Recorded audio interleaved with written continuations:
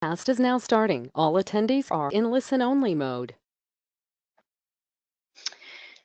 Bonjour à tous, nous sommes vraiment ravis que vous puissiez vous joindre à nous pour le webinaire d'aujourd'hui.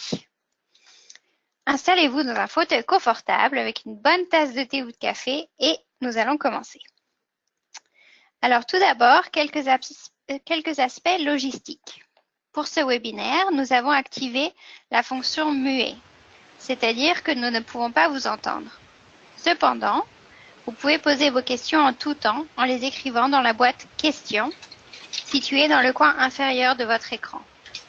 Nous ferons de notre mieux pour répondre aux questions si le temps le permet ou pendant la période de questions-réponses à la fin de la séance. Également, au cours des prochains jours, nous vous ferons parvenir la présentation des diapositives ainsi qu'un lien vers l'enregistrement du webinaire.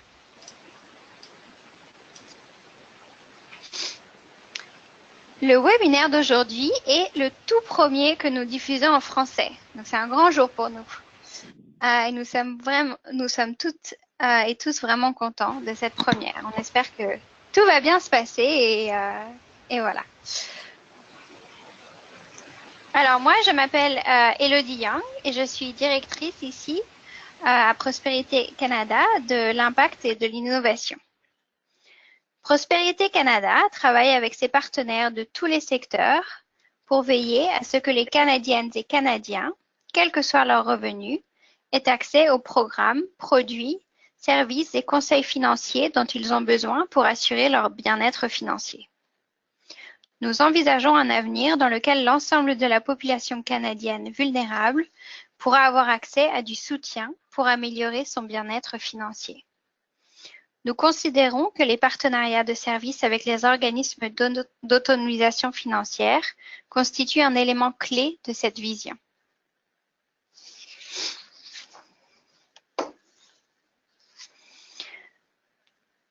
Donc pour aujourd'hui, nous vous proposons une présentation dynamique grâce à la présence de nos conférencières d'Union des consommateurs de Montréal, de l'ACEF Montérégie-Est et du Centre d'éducation financière EBO d'Ottawa. Elles vont tout d'abord nous parler de leur organisation et du travail qu'elles font dans le domaine de l'autonomisation financière.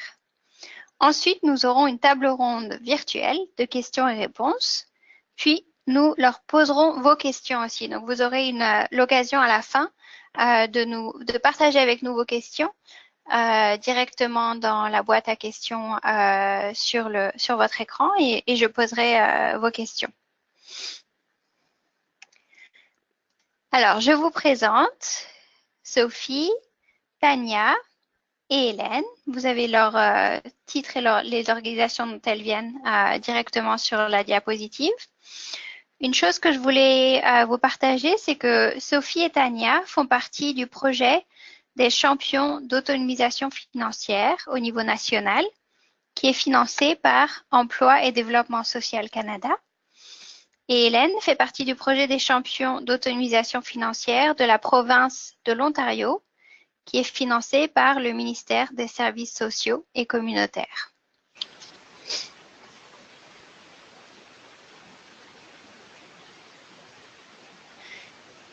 Donc, les organisations du domaine de l'autonomisation financière travaillent pour améliorer le bien-être financier des familles et des particuliers dans leur communauté, tout en s'efforçant d'avoir un impact sur les systèmes et les politiques à plus grande échelle. EBO, Union des consommateurs, et les ACEF, qui travaillent avec Union des consommateurs, sont des organisations qui font de l'excellent travail sur le terrain pour aider les personnes à faible revenu à créer leur bien-être financier. Tout comme de nombreux autres organismes d'un coin à l'autre du pays, ces organisations soutiennent quotidiennement les familles, mais elles souhaitent également créer un impact plus important, de manière à réduire certaines des barrières systémiques empêchant les gens d'atteindre le bien-être financier. J'imagine que c'est le cas de la plupart d'entre vous également. Aujourd'hui, nous voulons nous concentrer sur la façon dont les partenariats ont aidé ces organisations à collaborer et à susciter des changements à plus grande échelle. Donc maintenant, je vais inviter chacune de nos conférencières à se présenter et à nous parler de l'organisme qu'elle représente. Hélène va nous parler du Centre d'éducation financière EBE pour commencer. Bonjour tout le monde, ravi d'être avec vous. J'aimerais premièrement vous indiquer que c'est l'organisme, le Centre d'éducation financière EBO existe depuis maintenant près de 40 ans. Nous avons toujours eu un partenariat important avec nos bailleurs de fonds, soit Centraide d'Ottawa et la ville d'Ottawa.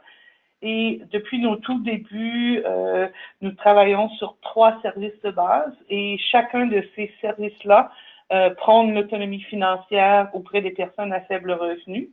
Le service qui nous distingue des autres services communautaires ici à Ottawa, c'est le service de consultation budgétaire où on offre un accompagnement pour résoudre un problème financier ou un problème fiscal.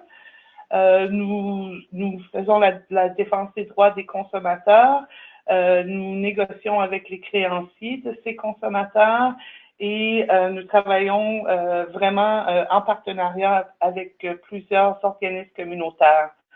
La beauté du programme de consultation budgétaire, c'est aussi qu'elle peut mener à un petit prêt avec 0% d'intérêt grâce à un partenariat que nous avons avec Desjardins. Depuis quelques années, nous avons un partenariat avec Prospérité Canada, d'abord avec le programme FEPS, qui est le programme d'autonomie financière et de résolution de problèmes, et depuis l'année dernière, le champignon de l'autonomie financière, un des 5 organismes ici en Ontario. Et ce partenariat-là nous permet d'offrir des services de consultation budgétaire autant ici au centre EBO que nous avons la possibilité maintenant d'avoir des bureaux satellites. Et depuis quelques mois, nous sommes maintenant avec les centres Ontario au travail, qui est le programme d'aide sociale ici en Ontario, ainsi que les centres d'emploi. La consultation budgétaire a un objectif très particulier et ça, c'est de diminuer le stress financier que les personnes peuvent vivre et bien sûr atteindre une meilleure autonomie financière. Un deuxième service de base sont les services d'impôt. Nous en avons de plusieurs sortes, mais en gros, on accompagne les personnes pour la production de leur déclaration de revenus. Et ces divers services d'impôt, on peut les offrir grâce à une équipe d'une vingtaine de bénévoles. Alors ça, c'est un très bon partenariat. Et aussi, le dernier des services, mais non le moindre, c'est des services d'éducation où on se déplace rencontrer les personnes dans leur milieu. Donc, avec plusieurs organismes communautaires, on est capable d'offrir des ateliers tels l'importance de budgéter ou les dangers reliés au crédit. Et depuis 2015, grâce à un nouveau partenariat avec Desjardins, nous avons eu la chance de rencontrer des jeunes dans leur milieu pour faire une éducation financière. Et avec ces 5000 jeunes-là, on a pu offrir une série de modules pour vraiment les encourager vers une meilleure santé financière dans leur vie adulte. Si je peux parler brièvement de notre modèle, 100% de nos efforts sont dédiés à l'autonomie financière. À chaque fois qu'on développe un partenariat ou un nouveau projet, on le fait dans le cadre d'un des 3 services de base que je vous ai mentionnés. Nous avons la même mission depuis 1979, soit de lutter contre l'exploitation et l'endettement des personnes à faible revenu d'Ottawa. Notre approche auprès des personnes en est une de non-jugement et on prend en compte tous les besoins financiers de l'individu qu'on accompagne vers une meilleure santé financière. Notre approche est humaine, holistique et on prend l'individu là où il est quand il arrive au moment de l'intervention. Et depuis le jour 1, nous avons développé des partenariats avec tous les secteurs, que ce soit communautaire, public et privé. Et la façon dont on se distingue, c'est vraiment au niveau de l'impartialité de nos services. Et je vais parler brièvement, au cours des dernières 5 ans, on a travaillé avec plusieurs partenaires pour mettre sur pied un réseau. C'est le réseau d'action en littératie financière d'Ottawa, qui regroupe à la fois des intervenants du secteur privé, communautaire et public. On est un des 13 réseaux au Canada et présentement notre dossier prioritaire au niveau du RALFO, c'est une étude avec des gens qui utilisent les compagnies de prêts sur salaire. Alors, je vous reviens tantôt avec d'autres commentaires. Merci beaucoup, Hélène. Super introduction et j'imagine que ça va susciter beaucoup de questions aussi de nos auditeurs. Donc, merci pour cette introduction. Maintenant, je vais demander à Sophie de parler du travail d'Union des consommateurs. Bonjour à tous. Je travaille pour Union des consommateurs, qui est un organisme à but non lucratif qui regroupe 13 groupes de défense des droits des consommateurs. Nos membres, ce sont des ACEF, dont je vais vous les présenter plus tard. La mission d'Union des consommateurs, c'est essentiellement de promouvoir et défendre les droits des consommateurs et on essaie de prendre en compte de façon particulière les intérêts des ménages à revenus plus modestes. Nos interventions s'articulent autour des valeurs chères à nous, c'est-à-dire la solidarité, l'équité, la justice sociale, ainsi que l'amélioration des conditions de vie des consommateurs, tant au plan social, économique, politique qu'environnemental. Parmi nos dossiers privilégiés de recherche, d'action et de représentation, on peut mentionner le budget familial et l'endettement, qui est un très gros dossier pour nous, la protection du consommateur, l'énergie, les questions liées à la téléphonie, la radiodiffusion, la télédistribution et l'inforoute, la protection de la vie privée, la santé, l'alimentation, les produits et services financiers, ainsi que les politiques sociales et fiscales. Ce qu'on fait souvent, c'est qu'on participe à des consultations, on émet des communiqués, on présente des mémoires, il nous arrive d'aller en commission parlementaire et on le fait pour divers sujets, dont ceux que je viens de vous énumérer. On va également devant le CRTC et la Régie de l'énergie, par exemple.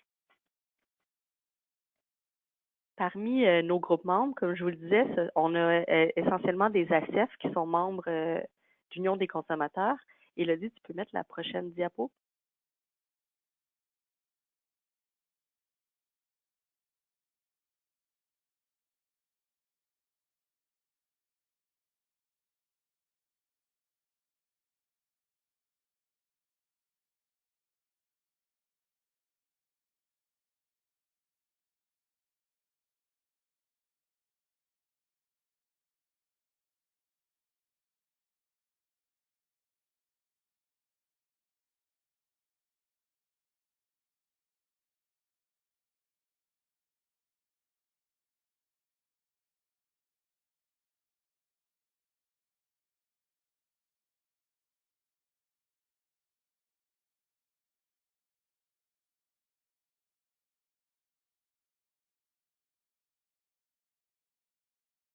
Budget en couple, le budget pour les familles recomposées, les finances avec l'arrivée d'un bébé. Il y a de nombreux sujets. Toutes les ACEF n'offrent pas les mêmes formations. Chaque ACEF a monté ses propres formations et certaines sont communes à toutes.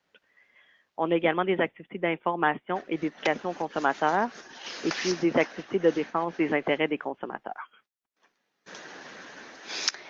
Merci beaucoup, Sophie. Donc voilà, ça c'était la partie où les conférencières vous présentaient un petit peu les organisations pour lesquelles elles travaillent. Maintenant, on va passer à la première question. Est-ce que vous pouvez nous dire comment vous avez choisi les partenaires d'autonomisation financière avec lesquels vous travaillez et pourquoi ces partenariats sont importants pour votre travail? Quels besoins ces partenariats satisfont-ils? Et Sophie, on va commencer par toi. OK. Les ACEF entretiennent divers partenariats avec les groupes du milieu. Il y a certains partenariats qui sont plus naturels parce que d'autres organismes travaillent avec des problématiques qui se retrouvent liées. Je pense par exemple au groupe logement. Si les gens rencontrés par les ACEF ont également des problèmes de logement, bien sûr, les ACEF font le lien avec les groupes qui s'occupent de ces questions-là. Il y a également des partenariats qui se font dans le but de rejoindre des clientèles. Par exemple, il y a beaucoup de partenariats qui se font avec les CLSC des milieux où sont les ACEF pour notamment entrer dans les cours prénataux, aller donner de l'information sur les régimes enregistrés d'épargne-études ou avec les groupes HOLO pour rejoindre les familles vulnérables. Je ne sais pas si Tania, tu as d'autres exemples dans ton milieu. Oui, donc bonjour. Moi, je suis dans la région de Granby. On couvre une bonne partie de la Montérégie. Nos partenariats vont être beaucoup avec des organismes qui vont travailler avec une clientèle qui va être en difficulté. Donc, on parle des organismes qui font les repas communautaires, les travailleurs de rue, aussi les organismes en réinsertion sociale, développement d'employabilité. Donc, ce sont tous des organismes avec qui on a un bon partenariat, on a un lien avec eux parce qu'ils ont la chance de voir les gens sur une plus longue période, donc de faire un suivi. Ils vont pouvoir faciliter là, l'application des conseils qu'on a donnés lors des consultations budgétaires. Merci beaucoup. Hélène? Oui, bonjour, rebonjour. Il y a différents types de partenariats, c'est certain. Il y a ceux, comme mentionnait Sophie, quand on fait de la consultation budgétaire, on peut rarement se replier sur nous-mêmes. On doit absolument former des alliances, des collaborations, des partenariats qui vont aider la clientèle, par exemple, en consultation budgétaire. On a même constaté au cours des années qu'un créancier peut devenir un collaborateur dépendant de la réponse qu'il va donner à la question. Mais vraiment, pour la clientèle qui fait face à des problèmes financiers ou fiscaux, le fait d'avoir une personne contact, par exemple avec un ministère ou avec que ce soit l'Hydro ici, Hydro Ottawa ou Hydro One, peut souvent faire toute la différence pour faire avancer un dossier. Comme au Québec, on doit absolument travailler avec les autres regroupements communautaires. Si ton client fait face à une difficulté par rapport à son logement, c'est sûr que nous, on va pas faire de logement, mais on va travailler, on va faire du référencement vers les agences de la communauté.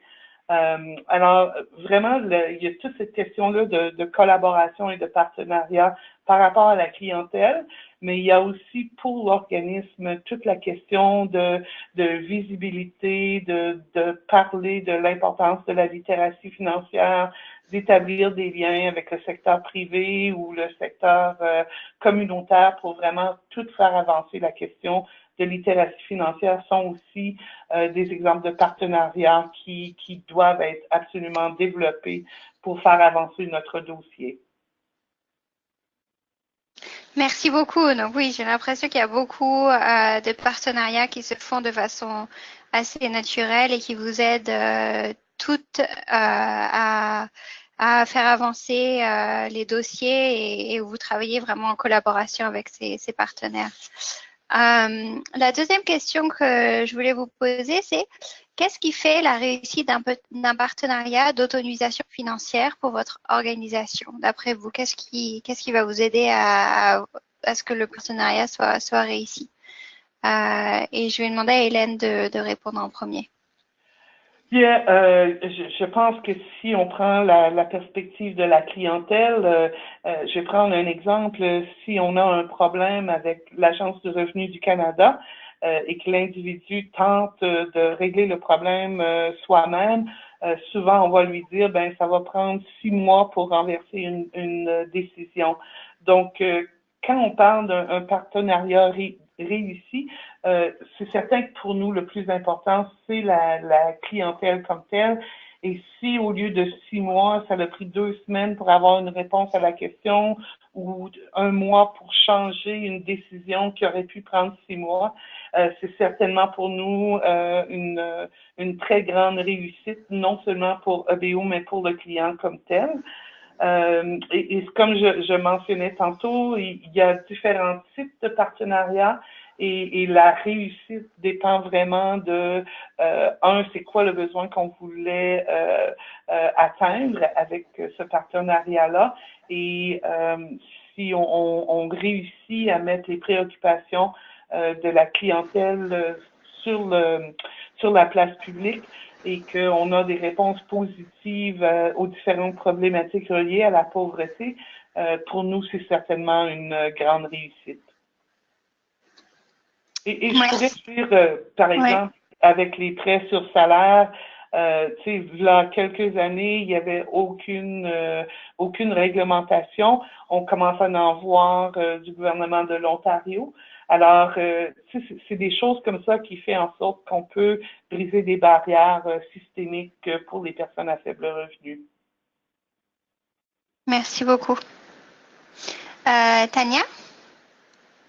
Oui, donc nous, on a pris la question beaucoup plus au niveau du partenariat dans l'implication quotidienne avec les gens. Donc, on a des partenaires, disons, plus haut placés, si on veut, donc des institutions, Hydro-Québec, des choses comme ça, qui vont nous aider à prendre des ententes là, réalistes auprès de la population. Au niveau des partenariats, on partait surtout à l'objectif de faciliter le lien avec la personne qui vit les difficultés. Donc, des fois, c'est simplement d'amener la personne à nos bureaux, à rencontrer à faire la consultation budgétaire. La consultation budgétaire peut être une épreuve dans certaines circonstances, surtout quelqu'un qui n'est pas qui ne maîtrise pas ses finances personnelles. Ça peut être une preuve d'échec de devoir montrer à quelqu'un là ses chiffres, ses finances, son budget. Donc, nous, le partenariat qu'on voit qui est réussi, c'est celui où un partenaire, un intervenant du milieu va accompagner la personne à venir nous rencontrer. On va lui fournir des outils. Puis ensuite, le partenaire va pouvoir rappeler les outils et les mettre en pratique avec la personne là, dans le but de développer ses compétences au niveau financier. D'accord, super. Donc, c'est vraiment aider les personnes à faire le chemin qu'ils ont besoin de faire avec leurs intervenants directement. Oui, ça. La troisième question, c'est quels ont été les partenariats les plus difficiles pour vous? De quelle manière et qu'avez-vous appris? Et Tania, c'est toi qui vas parler en premier. Donc, nous, on a eu certaines difficultés au niveau avec des partenaires du réseau de la santé qui avaient tendance à décharger leurs responsabilités d'accompagnement aussitôt que la personne était rencontrée par l'organisme. Donc, nous, pour contrer cette difficulté-là, lorsqu'un intervenant du réseau de la santé stipule là, que sa personne, qu'elle a un client pour nous, on insiste beaucoup sur le fait qu'elle va avoir besoin d'un accompagnement par la suite pour mettre en œuvre ce qui va être mentionné. Donc, nous, on est là pour donner les informations, donner les outils, mais que la personne va continuer à avoir un besoin au niveau de l'accompagnement et la mise en pratique de ces outils-là. Donc, c'est un élément là qui facilite un peu la difficulté qu'on avait là, du réseau de la santé qui nous déchargeait des gens sans faire de suivi par la suite. D'accord. Merci beaucoup. Hélène? Moi, j'aimerais dire que chaque partenariat va amener ses propres défis. Souvent, ce qu'on voit dans le milieu communautaire, c'est et surtout dans le domaine dans lequel on travaille avec des personnes à faible revenu, les gens, les intervenants sont des gens qui sont très occupés, qui font souvent beaucoup plus de travail qu'ils sont supposés de faire. Donc, souvent, on se laisse prendre dans l'intervention comme telle, donc le partenariat peut prendre le bord assez facilement.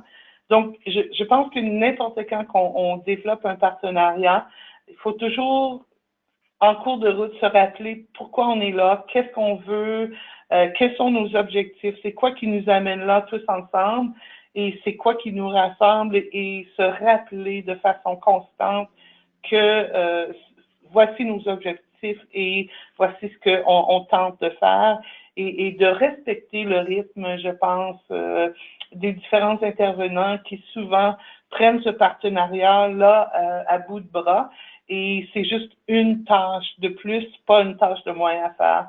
Alors, se rappeler pourquoi on est là, puis qu'est-ce qu'on veut faire ensemble. Oui, merci beaucoup, Hélène, de nous partager ça. Et moi, je voulais juste dire que du point de vue de Prospérité Canada, où aussi tout ce qu'on fait, c'est en partenariat, on ressent exactement ce qu'Hélène vient de décrire. Où, les gens, ils ont un travail à temps plein, ils ont d'autres choses à faire et c'est difficile parfois de se rappeler justement de ce partenariat-là, mais voir la vision globale, les objectifs, pourquoi on travaille ensemble et s'en rappeler souvent, ça, en général, ça aide tout le monde à se remettre sur le travail ensemble. Donc, merci beaucoup pour vos réponses sur cette question-là. Alors, la prochaine question, qui est en fait 2 questions en une. Donc, le travail d'autonomisation financière repose sur de nombreuses compétences et connaissances. Comment cette expertise est-elle maintenue au sein de votre organisation? Et de quelle façon en faites-vous le partage au-delà de votre propre organisation? Et on va commencer par Hélène. Sur la première question, on est quand même assez chanceux ici au centre EBO parce qu'on a un conseiller budgétaire senior qui est ici depuis 17 ans. Alors, je vois beaucoup de n'importe quel nouvel employé qui arrive ici au centre EBO. On a tendance à le pousser vers ce conseiller budgétaire senior-là. On a aussi, au cours des dernières années, développé un cahier de compétences en consultation budgétaire. C'est un cahier interne à l'organisme qui parle beaucoup de notre fonctionnement. Et chaque nouvel employé, on lui remet ce cahier de compétences et il y a aussi la responsabilité de le mettre à jour. Alors, si jamais il trouve qu'il y a plus, il peut pas trouver telle loi ou quelque chose, mais à ce moment-là, il a la responsabilité de le mettre à jour. Et aussi, on s'assure qu'il y a des rencontres uniquement pour les intervenants de première ligne où ils peuvent partager sur j'ai eu tel dossier, voici les difficultés. Et vraiment, ça suscite beaucoup de conversations, mais aussi d'actions autour de voici comment moi j'aborderais le problème présenté par rapport à la difficulté du client ou de la cliente devant lui. Et sur la question B, j'ai parlé tantôt un peu du réseau d'action en littératie financière d'Ottawa. Donc, pour nous, ce réseau-là rejoint la majorité des intervenants dans la communauté qui offrent des services de littératie financière. Alors, c'est vraiment un réseau important pour les intervenants. On produit un petit bulletin, parfois des communiqués de presse. On participe à plusieurs activités communautaires, que ce soit des kiosques d'information, mais c'est vraiment la façon dont on partage les informations. D'accord, merci beaucoup. Donc, à l'interne, beaucoup de compétences et de connaissances déjà qui sont acquises et un échange entre les intervenants. Et après, donc ce réseau pour partager à l'externe.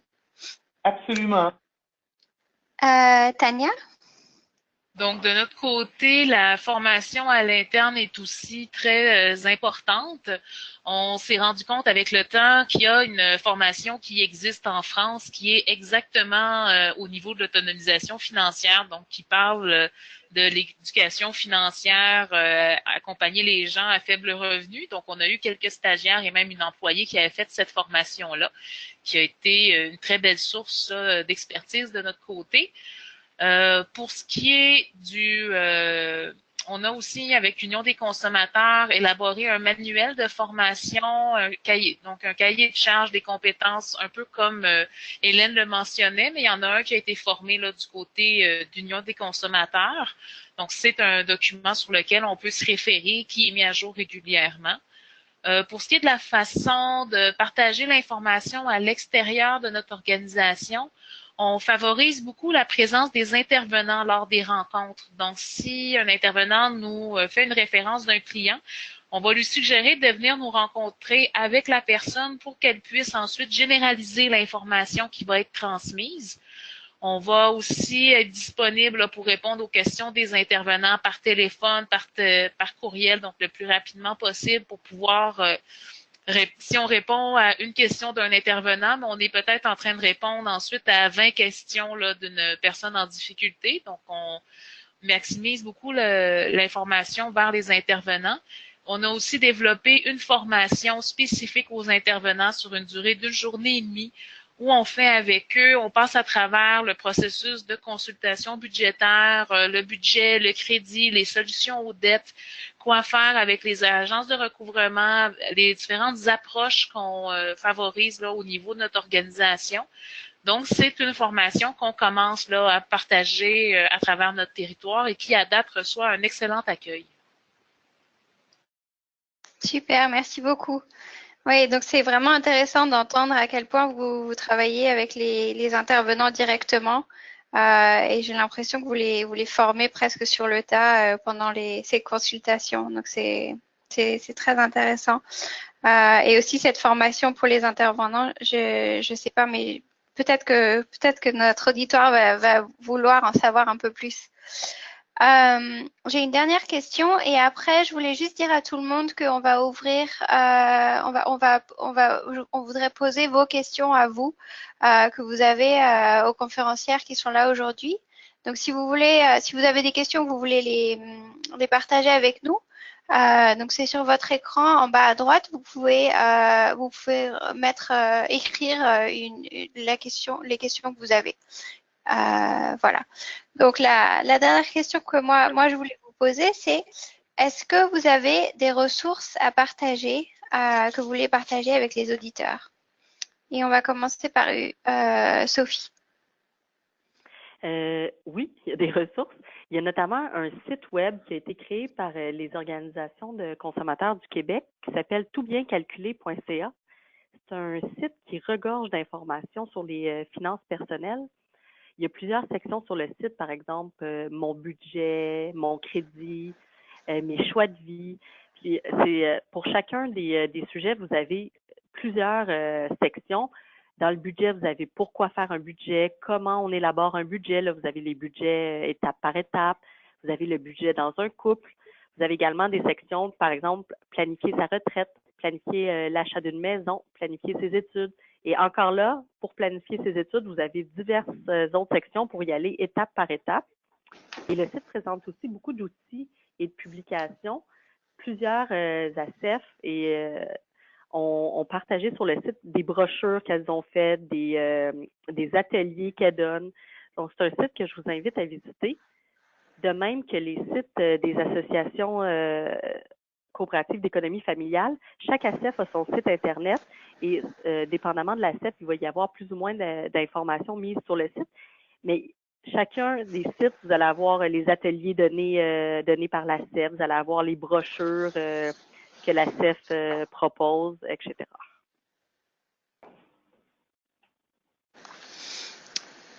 Super, merci beaucoup Sophie. Et Hélène, pour le Centre d'éducation financière OBO? Bon, j'ai pensé d'abord vous donner notre site web. Alors, il y a plein d'informations là-dedans et vous pouvez suivre un peu l'historique de l'organisme et des liens importants pour nous comme organisme, des organismes avec lesquels on doit traiter ou qu'on veut informer nos clientèles sur l'existence de ces services-là. Je pourrais pas m'empêcher de vous proposer notre grille Excel de gestion budgétaire. Il y a aussi là un petit test qu'on encourage tous les Canadiens et Canadiennes de faire, qui sont pourquoi on n'en fait pas de budget. Quand on regarde le niveau d'endettement des Canadiens, il faudrait peut-être repenser toute la question de grille budgétaire et d'encourager les gens. Je suis contente, Sophie, d'entendre que vous avez plusieurs formes de budget. Et cette grille Excel peut sembler très grosse, mais rappelez-vous que vous pouvez toujours enlever des lignes. Ensuite de ça, le programme d'éducation financière pour les jeunes. Donc, je voulais parler du programme de Desjardins sur mes finances, mes choix. et le programme de micro-prêt, qui, selon moi, est un des programmes qu'on devrait être en train de promouvoir. C'est un programme qui pourrait intéresser, je pense, plusieurs types d'institutions financières et j'aimerais voir des gens copier ce programme pour pouvoir venir en aide à des personnes qui font face à des urgences financières ou besoin d'un peu d'aide pour augmenter leur qualité de vie. Merci beaucoup, Hélène.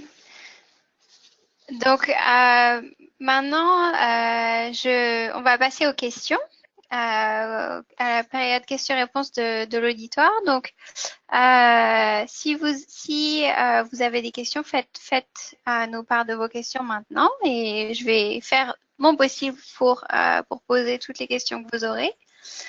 Donc, que voudriez-vous savoir de nos conférencières, que ce soit des partenariats dont elles ont parlé ou des organisations pour lesquelles elles travaillent? Voilà, n'hésitez pas à poser vos questions.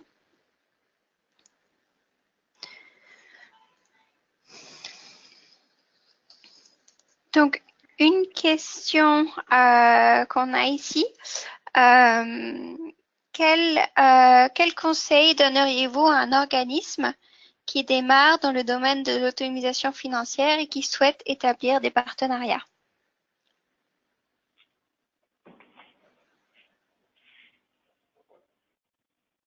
Je peux commencer. Ah oui. Ben, moi, je dirais juste au départ, peut-être regarder dans la région, c'est qui sont les organismes qui travaillent déjà dans le secteur de l'autonomisation financière pour voir où sont les manques, pour pas dédoubler ce qui se fait déjà. Alors, commencer par rencontrer les organismes qui en font déjà, voir où les manques seraient et ensuite établir justement des partenariats au départ avec des organismes qui s'y connaissent en autonomisation financière. Ici, on voit qu'il n'y a pas d'organismes qui travaillent au niveau de l'autonomisation financière. Des bons partenaires, c'est tous les organismes qui répondent aux besoins de base de la personne. Donc, les organismes qui vont faire de l'aide alimentaire, de l'aide au niveau des vêtements, de l'aide au niveau des dépenses quotidiennes, parce que c'est un bon indicateur là qu'une personne a des difficultés, a besoin d'un coaching, là, d'un apprentissage de plus lorsqu'elle se tourne vers ces organismes-là. Ensuite, pour que le partenariat soit le plus fonctionnel possible, je dirais de mettre au clair votre propre vision de l'autonomisation financière, donc voir le degré de prise en charge de la personne que vous voulez prendre. Est-ce que vous allez faire un suivi sur ses paiements? Est-ce que vous allez vérifier avec la personne si elle suit son budget? Est-ce que vous allez lui dire si où elle doit couper dans ses dépenses ou vous allez la laisser plus libre de prendre ses décisions? Une fois que vous avez établi en tant qu'organisme votre vision de l'autonomisation financière, ben là ensuite d'en parler avec vos partenaires pour être certain que tout le monde s'entende sur la même définition et le même procédé. Que tout le monde ait des attentes réalistes là, face aux services que vous allez offrir. Oui, ça c'est un point tellement important au niveau de s'assurer qu'on est tous on est tous d'accord avant de commencer à travailler ensemble. Hélène, j'ai l'impression que tu allais dire quelque chose aussi. Oui, je voulais dire à Tania que c'est un peu la même chose ici que je voulais partager, c'est que la vision de comment vous voulez intervenir face à l'autonomie financière est très importante et le partage avec les autres organismes communautaires, c'est vraiment une clé de succès d'un bon partenariat. Je voudrais aussi dire que Rome n'a pas été créé dans une journée. Je crois que quand on traite avec les individus, parce que là je parle de quelqu'un qui serait en train de commencer des services d'autonomie financière, le client qui va se présenter chez vous, ou les clients qui vont se présenter chez vous, vont vous dicter quelle sorte de partenariat que vous devriez être en train de développer. C'est sûr que ça ne nous empêche pas de faire nos devoirs et de parler avec les organismes qui offrent vraiment des services par rapport à l'alimentation, le logement, mais donc le client va te présenter sa problématique et de façon naturelle, on va développer des partenariats avec différentes agences ou différents ministères qui peuvent répondre aux besoins des clients qui sont devant nous. Donc, de prendre ça une bouchée à la fois et puis d'être très clair qu'on ne va pas dire à l'individu, comme Tania disait tantôt, tu dépenses trop pour ci ou pour ça. Vraiment, c'est de l'accompagner, d'y offrir des options. Et les options, on va être capable de les découvrir au fur et à mesure avec les différents besoins qui nous sont présentés par la clientèle. Si je peux me permettre d'ajouter un petit élément par rapport à ce que Hélène disait, au niveau des partenariats, Rome ne s'est pas bâti en un jour, mais au niveau de l'autonomisation financière, on peut pas tirer sur un arbre pour qu'il pousse plus vite. Donc, on peut pas forcer la personne à aller plus rapidement que ce qu'elle est capable de donner. Donc, c'est important et de féliciter chaque effort. Et parfois, simplement être dans le bureau est déjà un gros effort pour la personne. Donc, de l'encourager, d'arroser l'arbre, mais de ne pas tirer dessus. Ça, c'est une belle image. Arroser l'arbre, mais ne tirez pas dessus. Merci beaucoup pour cette image. Une autre question qui vient, c'est par rapport au réseau que vous avez. Donc, vous en avez parlé un petit peu toutes de façon différente. Donc, pour EBO, je pense bien sûr au réseau de Ralfo, le réseau que vous avez créé à Ottawa de toutes les organisations qui sont un peu les champions de ce travail ou qui travaillent là-dessus à Ottawa. Et pour Union des consommateurs, bien sûr, c'est le fait d'avoir justement toutes ces organisations qui sont membres, donc toutes les ACF ainsi que quelques autres organisations. J'aurais aimé que peut-être, est-ce que vous pouvez parler un petit peu plus de justement du choix que vous avez fait de vous regrouper et qu'est-ce que ce regroupement vous amène et comment vous travaillez ensemble? Est-ce que je commence? Oui, vas-y. OK. Union des consommateurs, c'est un regroupement d'ACEF. Et donc, le travail d'Union, il y a un travail à Union des consommateurs qui est un travail plus de recherche et de représentation. Mais les ACEF, elles travaillent sur le terrain avec les gens, ce qui fait qu'elles peuvent alimenter l'Union des consommateurs. Par exemple, si on fait une étude, je ne sais pas, sur des problèmes en téléphonie, nous, sur le terrain, on n'a aucune idée de ce qui se passe. Et c'est à ce moment-là que les ACEF entrent en ligne de compte et viennent nous parler, ce qu'ils voient sur le terrain, quel type de problématique, est-ce que c'est fréquent, pas fréquent, etc. Et c'est comme ça dans tous les domaines sur lesquels on travaille, ce qui nous permet d'avoir une vision terrain en même temps qu'on va faire de la représentation ou qu'on répond à une consultation. Et on se regroupe plusieurs fois par année aussi pour échanger, pour faire des formations, inviter des conférenciers pour s'alimenter. Et voilà. Merci beaucoup. Dans le cas de EBO, on a découvert, puis je pense que c'est pas unique à l'Ontario, c'est probablement un phénomène canadien, mais souvent quand il y a de l'argent pour faire des services d'autonomie financière, il y a toutes sortes de groupes qui peuvent s'inspirer pour vouloir faire aller chercher le financement et faire du travail autour de l'autonomie financière. On a senti cette pression-là, nous, très tôt, là, je te dirais peut-être 2010, avec le rapport sur la littératie financière au Canada. Et c'est là où est-ce qu'on a commencé à se dire qu'il faudrait se regrouper parce qu'on sentait qu'il y avait des groupes qui déviaient un peu de leur mission. Donc, les organismes de base là, qui offraient des services en littératie financière, que ce soit auprès des ex-détenus, les entreprises sociales, on avait déjà un petit lien ensemble et donc c'est de cette façon-là qu'on a commencé à se réunir un peu après, je dirais, 2011. Et à force d'en parler, on a dit, faudrait vraiment se donner un mécanisme et c'est comme ça que Ralfo a été créé.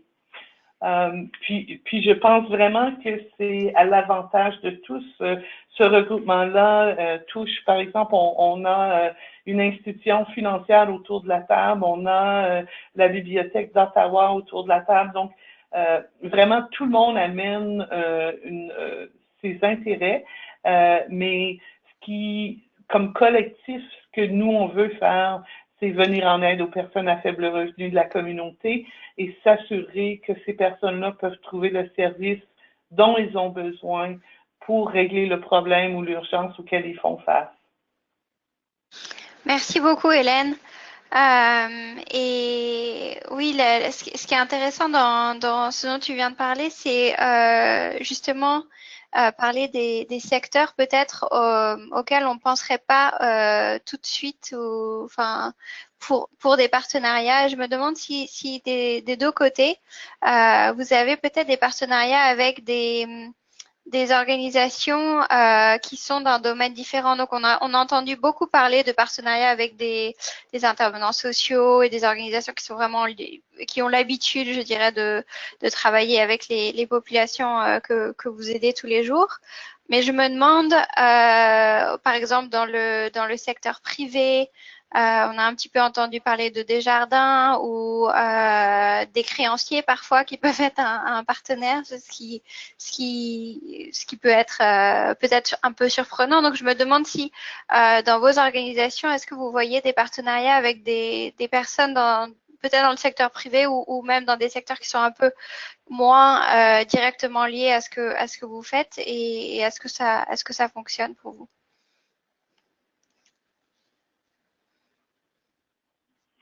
Mais je pense que c'est Hélène. Je pense que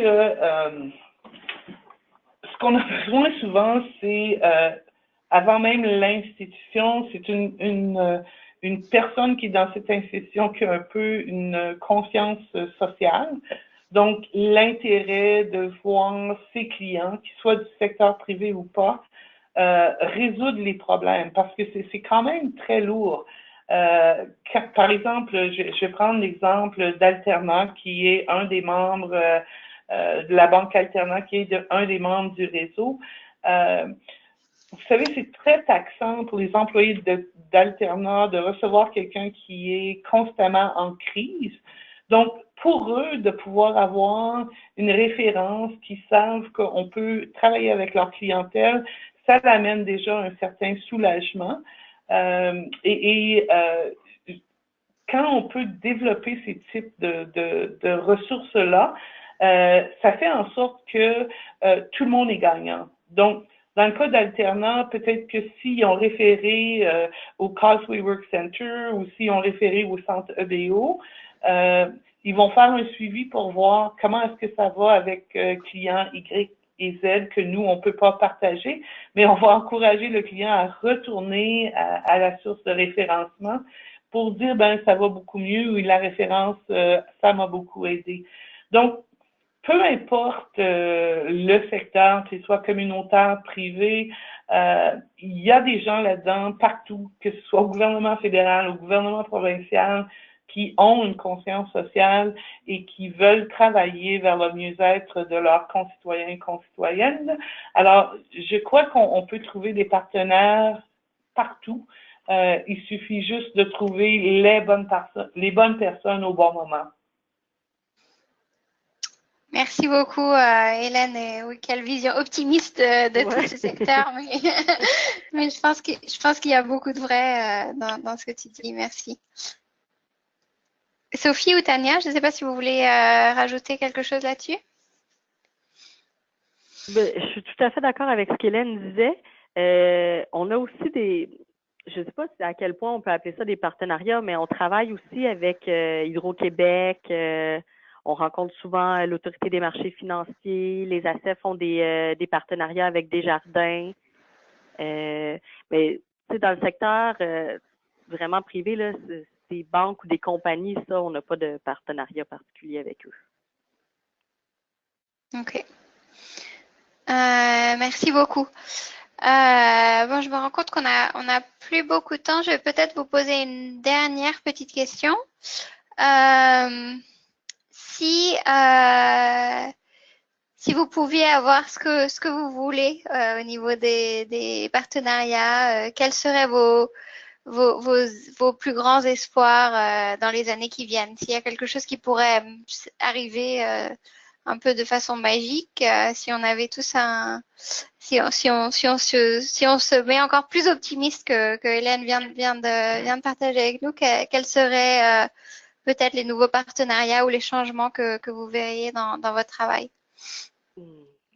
Moi, je dirais la fin du financement par projet. Ça fait des années qu'on se bat, puis notre financement se fait toujours par projet, et donc c'est continuellement recommencé. Et on n'a pas notre financement de base est très, très petit.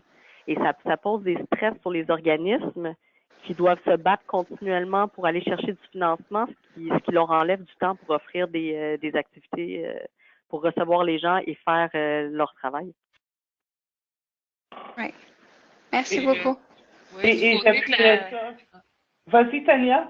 Okay. Oui, de notre côté, un type de partenariat qu'on commence à vouloir développer, qu'on envisage là, dans les prochaines années, c'est d'aller en partenariat avec les entreprises qui engagent des gens qui sont ils ont des emplois, tout ça, mais que ça suffit pas à être 100% en maîtrise de ses finances.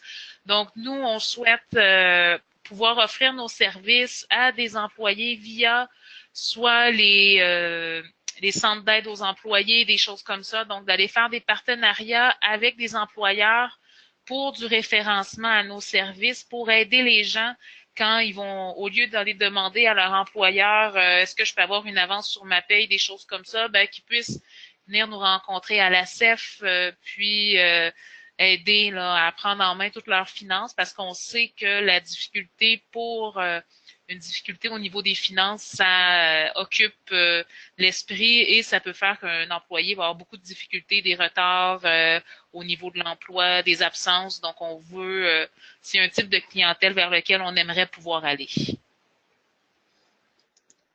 Oui, c'est un groupe tellement important. Merci beaucoup, Tania. Hélène?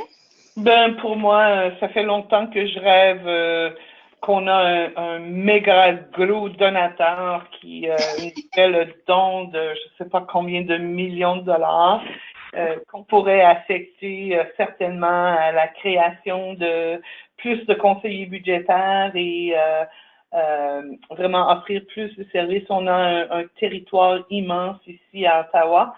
Donc, j'aimerais avoir, si c'était possible, un conseiller budgétaire par quartier.